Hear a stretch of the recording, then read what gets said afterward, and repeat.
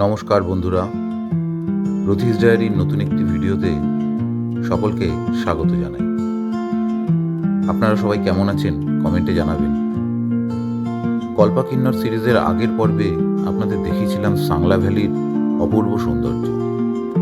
Trek করে নিয়ে গেছিলাম বাসপা নদীর তীরে। যারা ভিডিওটা দেখেননি একবার দেখে নিতে পারেন, ডেসক্রিপশন বক্সে লিঙ্ক দিয়ে দিলাম।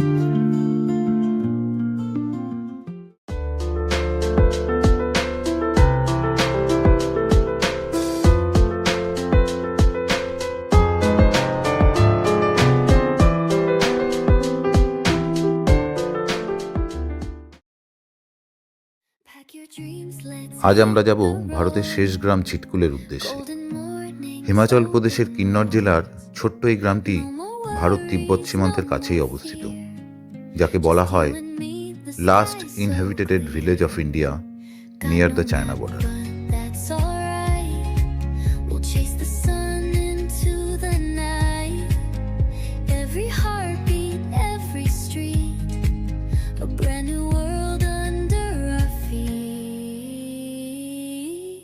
Travel with me across the sea, over the mountains, wild and free, dancing through cities, chasing the breeze.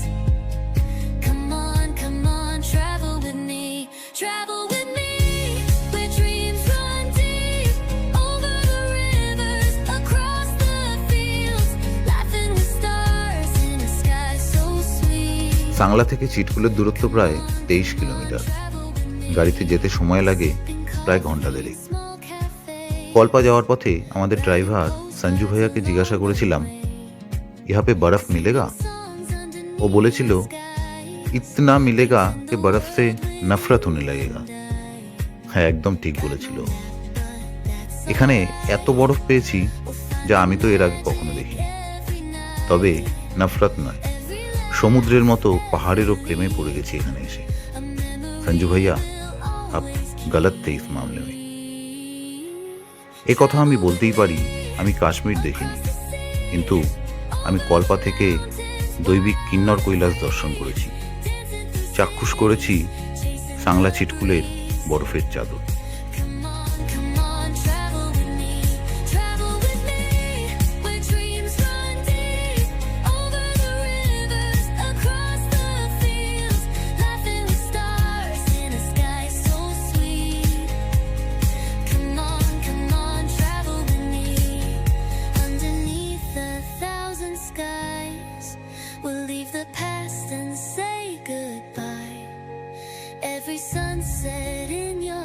Chitkul ঢোকার আগেই চোখে পড়লেই হোর্ডিংটি, হিন্দুস্তান কা আখরি দাবা, মানে এরপরে আর কোনো ওষুধের দোকান নেই। 11,320 ফুট উচ্চতায় অবস্থিত চিটকুল গ্রামটি সাংলা ভ্যালির অন্যতম সুন্দর জায়গা। এখানে এসে বয়সের পার্থক্য যেন কোথায় নেই।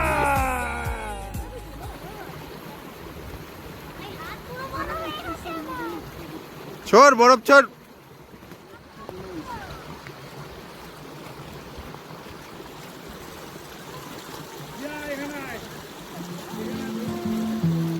শীতকালে এখানে এত তুষারপাত হয় যে গ্রামটি কয়েক মাসের জন্য বাইরের পৃথিবী থেকে প্রায় বিচ্ছিন্নই হয়ে যায়।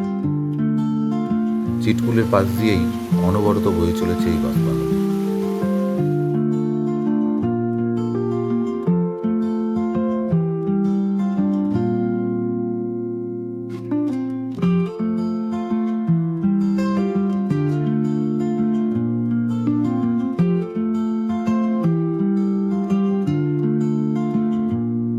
তো বন্ধুরা, এই ছিল সাংলা থেকে চিটকুলে যাওয়ার অভিজ্ঞতা এবং ভারতের শেষ গ্রামের গল্প।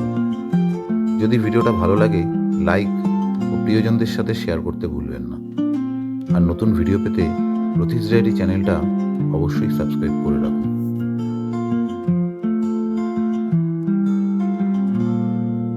কল্পা কিন্নর সিরিজের শেষ পর্বে ফিরব সারাহান ও তার কিছু গল্প নিয়ে। দেখা হচ্ছে, তবে ভালো থাকুন।